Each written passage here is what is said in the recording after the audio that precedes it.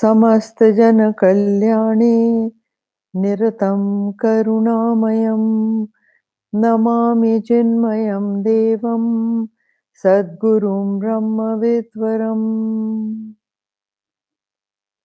वसुदेवसुतं देवं कंसचाणूरमर्दनं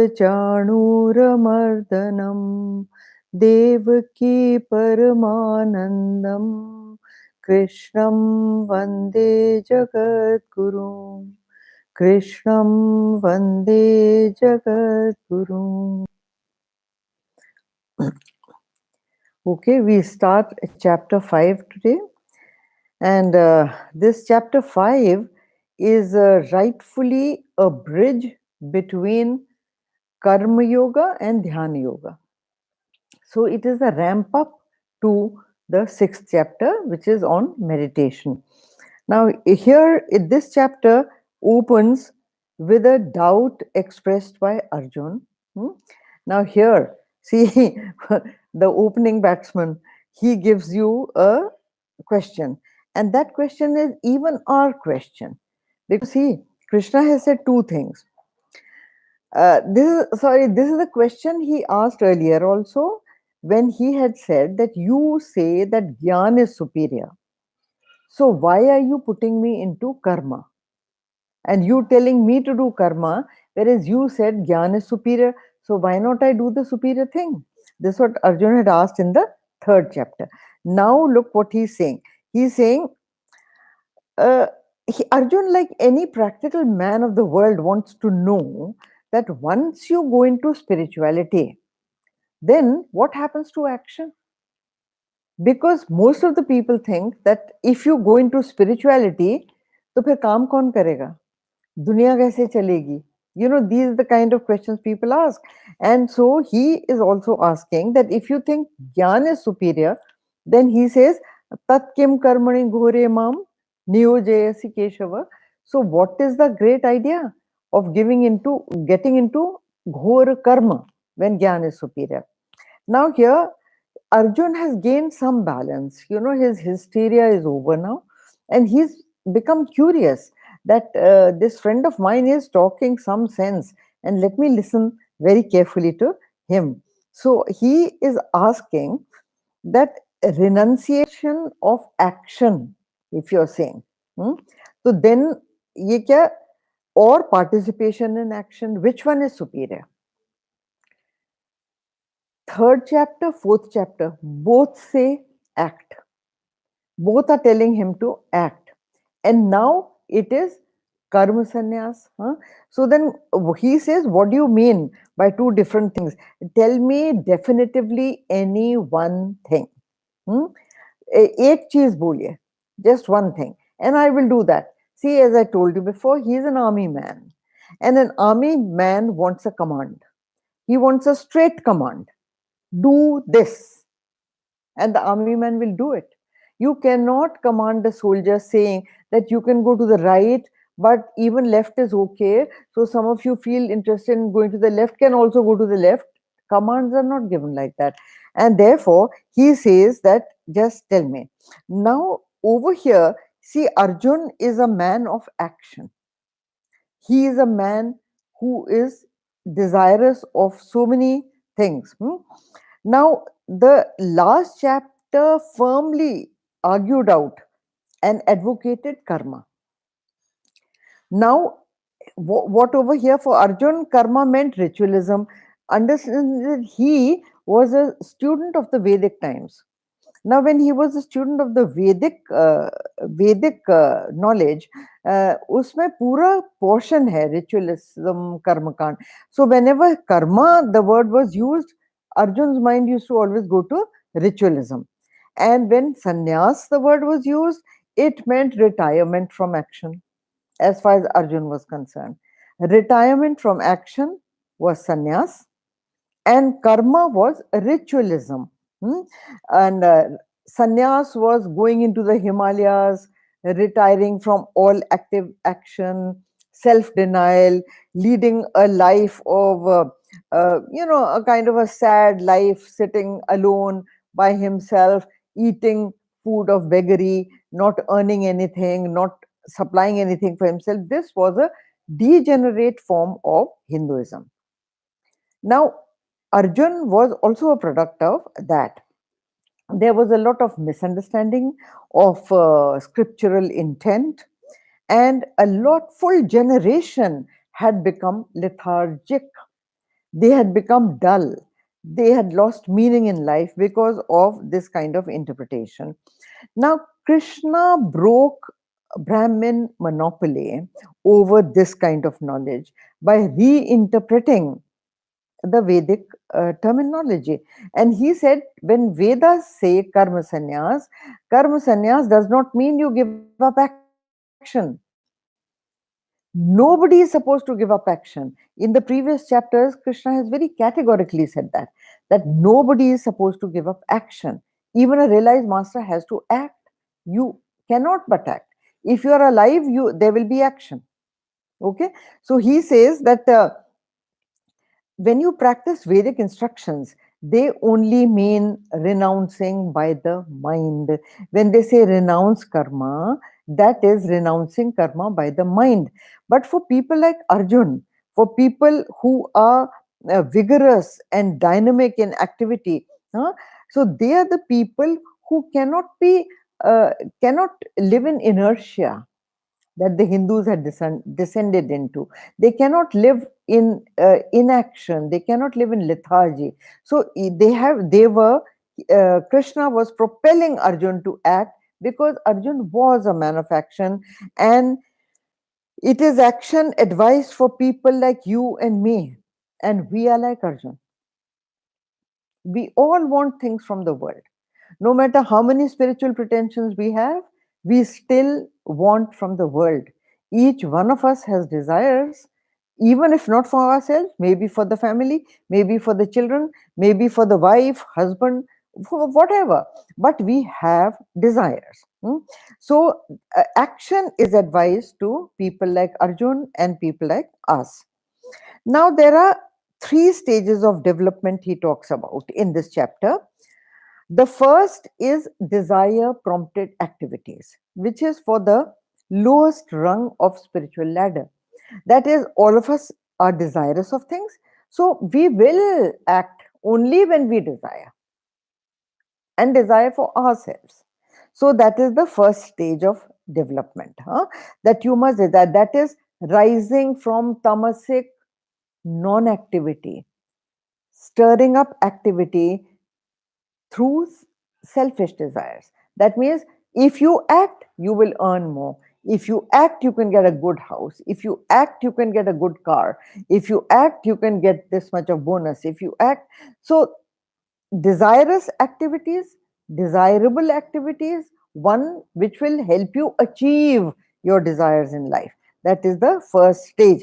So that propels a man into rajas, into activity, dynamic activity. And it is only through those desires that he will act. So our Vedanta has always recognized this, that the first stage is dynamic, vigorous activity. The second stage is selfless activity. Selfless activity is the one that when you have achieved a whole lot in life through your dynamic work, then you begin to question the purpose of life. And then you begin to say that is life all about this only? Huh? Good eating, good clothes you wear, good house, good car, good everything. Is that all that life promises? So you say, no, I want to rise a little bit higher than that because this is an animal level. So when you want to rise a little higher than that, then you think of doing noble actions. So you go into selfless activity because that is a self congratulatory action.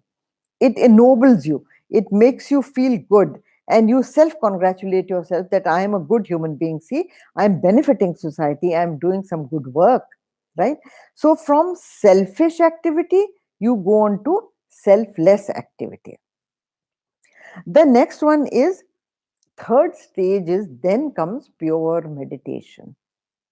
And that pure meditation, to reach, you have to go through activity. So it is not either or, it is not meditation or action, it is both, but gone in a serial manner, gone serially. First, desire filled activities and achieving, then desire less activities, selfless activities for the benefit of mankind. And the third is to go into pure meditation when you realize the futility of action. It is only when unless your mind is calm enough, unless there is purity in your mind, that means when the mind is totally agitation free, only then can you enable it to meditate. Otherwise, meditation you can't. You close your eyes and sit. If you have any desires, your mind will run all over. Your thoughts will run all over because there is not enough purity achieved by the mind as yet. And therefore, meditation is very difficult. So, meditation can only be done by a still mind. And to achieve that still mind, you have to go through stages. Now, see, the Vedas also advise action. The Vedas have one portion is mantras. Mantras are hymns expressing the wonder, the strength, the beauty of nature, where a man enjoys the outer things in life, and that is the mantra portion. The second is the Brahmana portion in the Vedas. So, the Brahmana portion is the one which teaches you rituals which will help you to achieve what you want to achieve. You must have heard of all kind of rituals. Huh? Putra Kameshti Yagya. Then there is a yagna for the rains to come down. There is yagna for food to increase. There is yagna for this, that, and the other. There's yagna for peace in the world. There is yagna for achieving victory. So all these rituals are listed and they help you to satisfy your desires. Now, here rituals understood by the common man was Yagna Havan only. But that is not what it was all about. It meant that you put in the effort in the right direction and you will get the result in the right direction. Now, then the third portion in the Vedas is Aranyak. The word Aranya means uh, forest. Aranyak means forest. That means retiring from the life, city life of family, for corporate work, for social work, this, that, retiring from that life, going into quiet places, sitting quietly, and trying to think, mm, doing worship and methods of upasana, mm, to fine tune the mind to gain the ability to meditate. Unless and until you train your mind to become quiet, to become capable of meditation, let us call it meditation worthy, you have to make the mind meditation worthy before you start on the path of meditation. Otherwise you cannot do it. Just like a car, if you're traveling out of town, don't you send it for servicing? You get it all checked up. The engine has to be checked up. Oil has to be checked up. Brakes have to be checked up. Everything has to be checked up. That is it worthy enough to take the journey? Otherwise, it will break down on the way. You will never reach. Similarly, the mind has to be made meditation worthy, which is done by going into solitude, and using worship, doing upasana, trying to ruminate, trying to think deeply about the purpose of life, fine tune the mind and make it capable. Now, Gita is the art of maturing the flower to become a fruit. But a flower doesn't immediately become a fruit. That suddenly there's a flower and then next day there's a fruit. It's not like that.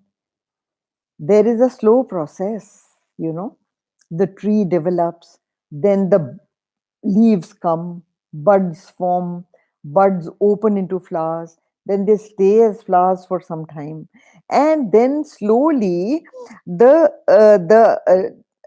portions that are not needed are discarded by the flower. The petals wither away and the non essentials of that flower fall apart. And then what happens? It is the fertilization. The botanist will tell you that it is the fertilization of the ovary finding its fulfillment in a fruit. So when the flower bears a fruit, it is the fulfillment of the flower. It is not the destruction of the flower. Therefore, when you start meditating, then that is a fulfillment of your spiritual life. It is not the death of the rest of your life of desires.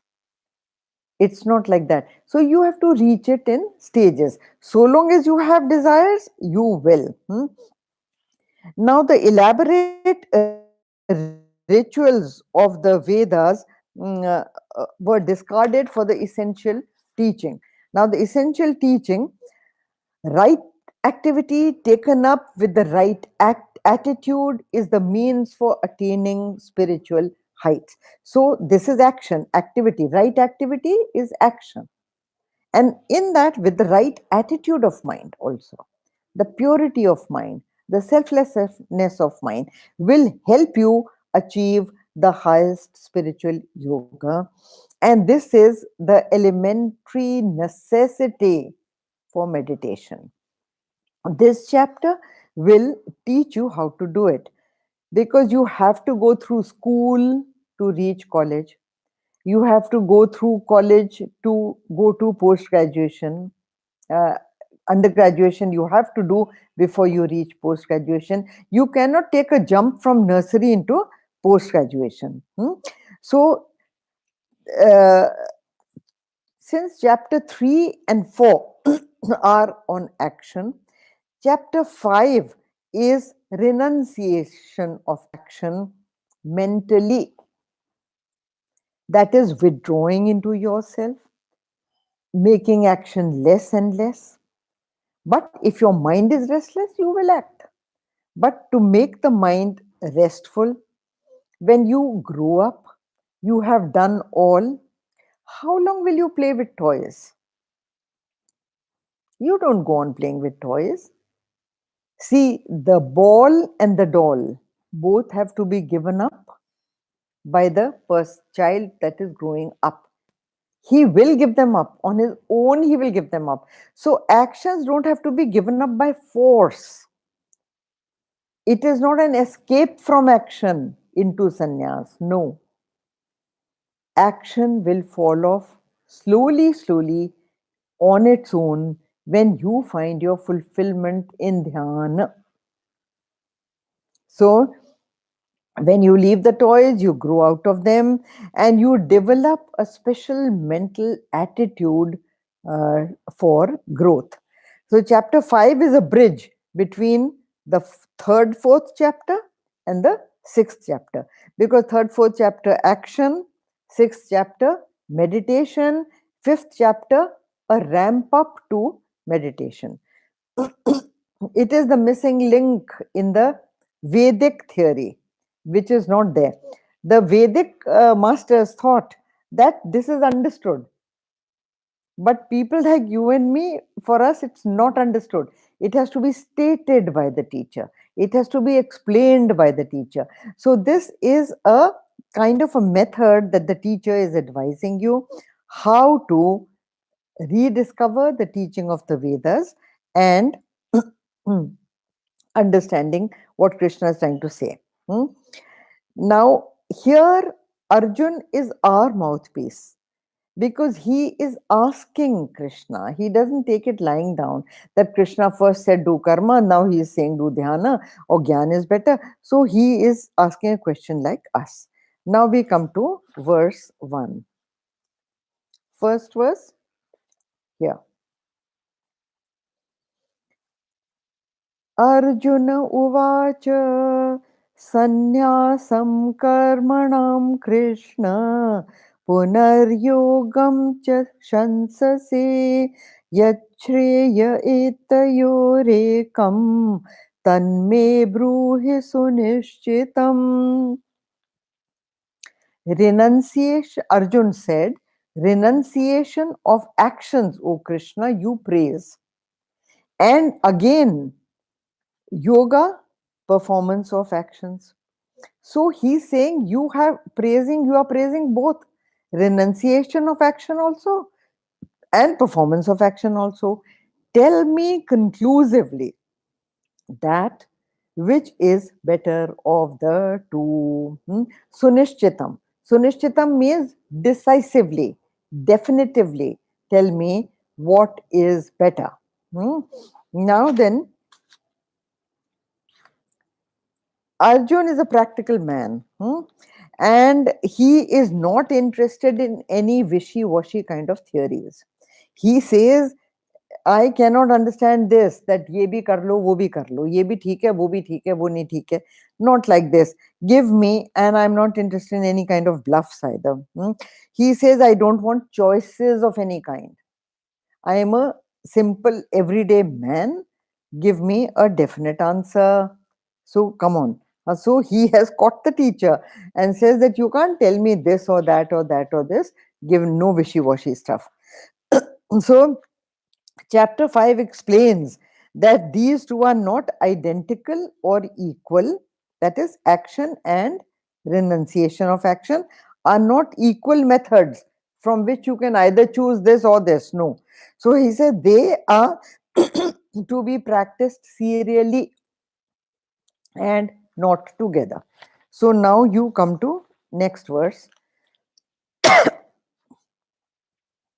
Shri Bhagavanuvach Sannyasa Karma Yogascha Nihasheyasakaravu Shreyasakaravumao Vubhao Tayostu Karma Sannyasat Karma Yogo Vishishyate. The Lord said, renunciation of action and yoga of action both lead to the highest bliss. But of the two, the yoga of action is superior to the renunciation of action. Look what he's saying. Again, I'll read that they both lead to the highest bliss, action and renunciation of action. But of the two, yoga of action is superior. Now, you remember in the last chapter, he had said Gyan is superior. That's how he ended. Now, he is saying yoga of action is superior to the renunciation of action. For the types like Arjun, for the types like you and me, this is said that yoga of action is superior. So, we do not have a choice. We cannot give up action. We have to take it one after the other, serial wise.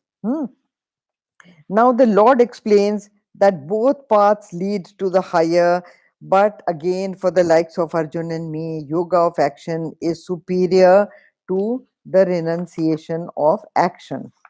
Now, the treatment for Arjun is activities. The treatment for the Arjuna disease is jumping into activities dynamically and doing activities. For a man who desires power, for a man who desires wealth, for a man who desires a good materialistic life, do you think sitting back will help? It cannot help. He has to act. And unless and until he acts, his mind will not rest. His mind will not be quietened. He will be jumping on his seat for action. So the reason is vasanas. So long as he has desires, he has to act. And that is what Krishna is advising. They have desires to fulfill, and the Lord says that they must be active. He advises such people for action because they cannot sit still. Even if you force them to sit still, they will not sit still. They will act. So the Lord, dekho, waters that are running towards the sea, can they be restful? They can never be restful. Have you seen the streams and the rivers and all rushing towards the ocean? Because that is their goal. How can you ask them to be still? It is difficult. So, the subtler methods of harmonizing the personality are not for all people. Very clearly, the Lord understands the psychology of men of action, men of desires, men who want things from the materialistic world. Look how beautiful the Gita is, that it clearly understands different mindsets of people. This advice for action, dynamic action, is for people like us who want things from life. We are not sannyasis, we are householders. We need things, also we desire things. So for us, he says that harmonizing the personality is not yet for us. Not yet. For us, and it is, we have to work. See, what is the diet for a baby? Mother's milk. After that, liquid diet, isn't it?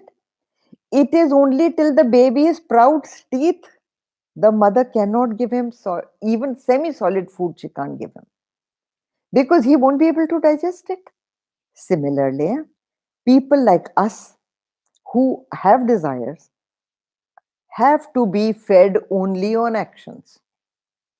So, this is a true and proper, very psychological advice for people like us. This is stage one, and that stage one is desire prompted activities that will give us fulfillment of our desires in life. Then, slowly, you come to stage two. The stage two is when you get tired of the same kind of actions, you go on doing the same kind of actions, will give you the same kind of result. And you go on doing them and go on getting the same result. Boredom comes in, the questioning of those actions come in, hmm? And then the same results, you don't feel so good after that.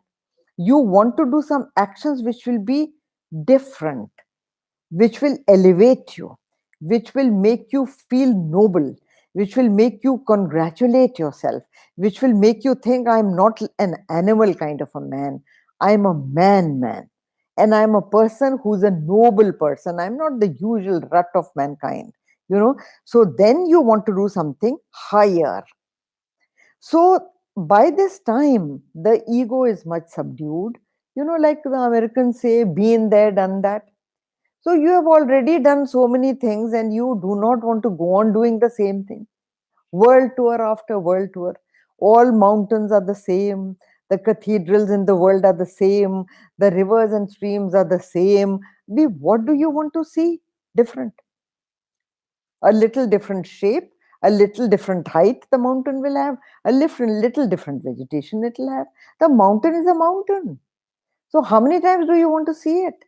So, when you question yourself like that, the ego is subdued, the vasanas are quite exhausted, and your mind feels lighter, your mind wants more rest, then it is capable of sitting quietly and thinking. It doesn't want to run around so much. It is quietly for some time contemplating on the purpose of life, the noble, selfless activities. Hmm? It wants to perform noble activities, selfless activities which will benefit mankind, and also activities that you feel uplifted by. Hmm? Then comes stage three. Stage three of development is arrived at through meditation. This is discussed in chapter 6. We will be discussing meditation in chapter 6. This is the quietening of the mind, the releasing of built up energy in the mind, hmm, the purging of vasanas from the mind, making the mind very, very peaceful, restful, concentrated, and hooked to a focus. The capability of mind to hook itself to some one point and a single pointed stream of thought directed at that goal is what meditation is about. That can be achieved only then. So then we come to the third verse. The third verse, which says, Yeya sa nitya sannyasi yo na dveshti na kankshate nirdvando hi mahabaho sukham bandhat pramuchyate. He should be known as a perpetual sannyasi who neither hates nor desires. For, free from the pair of opposites, O mighty armed, he is easily set free from bondage. This sounds easy, but this is a very big condition. This condition cannot come to the mind unless the mind is very, very quiet. Look what he says. He should be known as a perpetual sannyasi. Nitya sannyasi, he says. Nitya sannyasi, perpetual sannyasi, who neither hates nor desires. It is said to be easier, but it is not easy. For a beginner, renunciation of action is very, very difficult for a beginner in spirituality. And Arjun had understood it as an escapism, which it is not. So here, let us do the third chapter. He calls him mighty armed. देखो महाबाहु कह रहे हैं. तो whenever Krishna calls him Mahabahu, he calls him Mahabahu when he is challenging his manhood, when he is challenging his warriorship, when he is challenging him, as he is saying that, are you truly a great warrior? If you are truly a great warrior, then this is the battle you have to win. That is the battle of the mind. You've got to still your mind. Stilling the mind is one of the most difficult battles a human being can engage in. Otherwise, the mind is racing madly. The example given is that you are sitting in a racing car without a steering wheel and without brakes. Do you know what will happen? It will drag you wherever, and mostly it will go and hit an accident. So then, what is the great idea? So, see, the mind, mental estimates rest on comparisons, likes and dislikes, light and dark, night and day, okay, form, formless. So, any mental knowledge is gathered only, all knowledge is with reference to something else that you are comparing it to. Like, this is a form, my body is a form. Here is a form, here the form ends because here there is nothing else. I am not everywhere. Otherwise, you will not see me. If I am everywhere, you cannot, if something is everywhere, you cannot see it. Like air, like space. So, you need a form, a limited form to see a thing. And therefore, it is only with terms of comparison you can see something. Like, I am here, I am not here. Then you will see me in a shape and a name. But something that has neither shape nor name, how do you see that? The mind functions only in comparison. See, when you say that, how is this Italian ice cream? You immediately compare it to Belgian ice cream. You compare it to Mother Dairy Indian ice cream. You compare it to so many different brands of ice creams. And then you say, this is better than that. Otherwise, how do you say which is better? If there are no two things, You cannot use the comparative degree better, prettier, better, huh? More solid, more tasty, more this, more that. How can you say unless there is something else to compare with? You cannot say it. So how does one, okay, this much understood that the mind functions with compare and contrast. So how do you go beyond two opposites? There must be a method. How does one go beyond compare and contrast? And if there is no contrast, then how do you get to know it?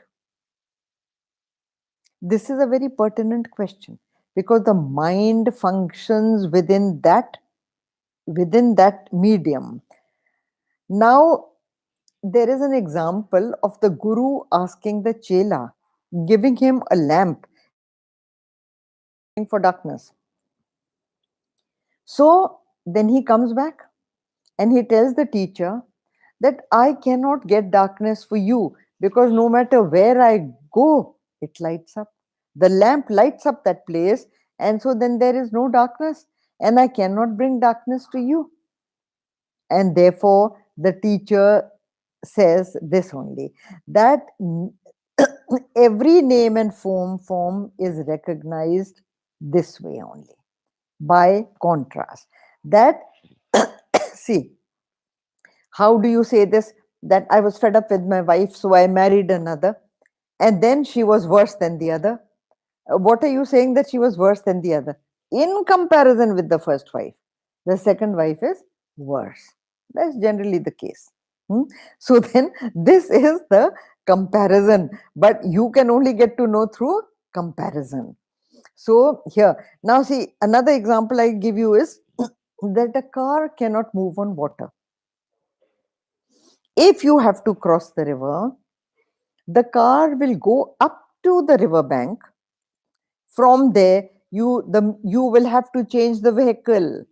You will have to go in a boat or a ship to cross the river. Similarly, the mind, when it is a serious matter, as it is freeing yourself from the limitations of a mortal existence, then the mind is not the proper vehicle. In meditation, you have to slowly break the barriers, the limitations, the bondages of the mind. And you have to go beyond the mind. So you have to go beyond the thought. And the mind has to get very, very still. First, you have to reduce the thoughts. You have to reduce the quality first, then the quantity, and then you have to come to a single thought. And slowly, even that single thought dies for you to go beyond it. Because so long as there is thought, there will be contrast, comparison and contrast. So, you know, you want to make an escape from action and you want to do it hurriedly. You cannot do it hurriedly. You have to go over a bridge. You have got to go over series of things before you choose sannyas. Now, here the Lord declares the sannyas is not an escape into the forest. It is not an escape from your worldly activities and retiring into the jungles or into the Himalayan cave and living there, a life of getting free food from beggary and passing your days in doing nothing. That is not sannyas. Sannyas is not the cloth of the body. It is a cloth of the mind. It is a garb of the mind. Understand this. That is what he is telling Arjun. So don't think that by running away from the battlefield, you would have taken sannyas. You cannot take sannyas. A man like you cannot. And Arjun is like us. So the Lord is actually, through Arjun, he is talking to us. He's saying that don't be in a hurry to take sannyas. Many people, zara sa vairagya ho gaya, a death in the family, which is in Vedant called Shamshan Vairagya. People start saying, I don't want anything. I am so ready to die. I am ready to take sannyas. इस life से तो अच्छा सन्यास ही ले लो, मुझे तो कुछ चाहिए नहीं. No, that stage lasts only for a little while. After a little while, you are back again into all those. I want to eat this, I want to wear this, I want to go and see this place, I want to go on a tour, I want to, वो सब वापस आ जाएगा. So he says that sannyas is not escaping from this world and eating free food, running away from your duty. That is not it. So the daring statement is that live in this world with the mind of a sannyasi. Do your duties with the mind of a sannyasi. So holding life in the correct perspective of change and impermanence, understand how much would you like to value it, and with that evaluation act in the world, then you will be a master of this world. See, here the teaching, look at the Gita, that is why it gains universality as a scripture, because it is a study of the human mind, and not only one kind of mind, it is a study of different kinds of mindsets, and it deals with them differently. You cannot give a blanket statement for every mind that everybody has to do this. Thou shalt and thou shalt not. No, no, no. The Gita gives a different kind of activities for different kinds of mindsets of people, for different kind of stages of development of people. Every human being is not the same. You can't paint them all with the same brush. So it is intelligent mind management that the Gita teaches, and not to one set of mind, just human being and his mind. No, no. Human beings and their minds. They're different kinds of minds, just like the doctor gives different kind of medicine to man, woman, child, and different kind of medicine for different age groups of people. Doesn't the doctor ask you all these things? What is your age? What medication have you been on? Which diseases have you had before? And according to that, and according to your allergies, then he prescribes different medicines to different people. The mind is much more complex than the physical body. So the doctor here, which is Krishna, advising different activities for different mindsets, which we will do later. Om Purnamada Purnamidam Purnat Purnamudachyate Purnasya Purnamadaya Purnameva Vashishyate. Om Shanti Shanti Shanti. Hari Om. Shri Gurubhyo Namaha. Hari Om.